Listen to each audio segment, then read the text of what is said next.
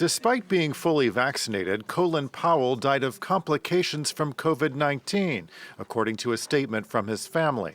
The 84-year-old was a trailblazer in American politics, becoming the first African-American to serve as National Security Advisor, Chairman of the Joint Chiefs of Staff, and Secretary of State.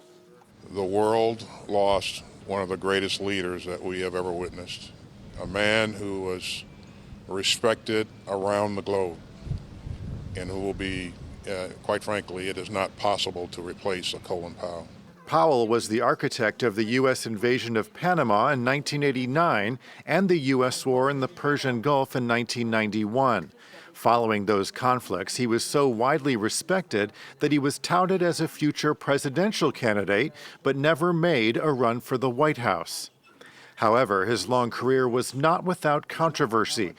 In 2003, before the UN, he made the case for going to war in Iraq under the false premise that Saddam Hussein possessed weapons of mass destruction and chemical weapons.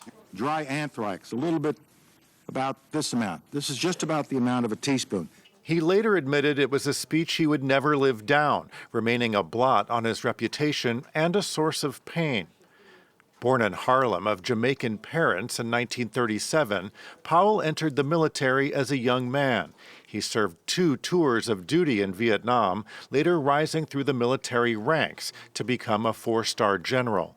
He served as National Security Advisor for Ronald Reagan and George H.W. Bush, then as Chairman of the Joint Chiefs for Bill Clinton, and finally as Secretary of State for George W. Bush.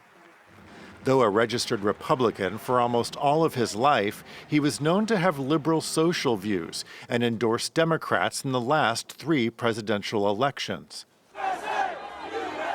The final straw for Powell came on January 6th of this year, when then-President Trump incited a deadly insurrection at the Capitol.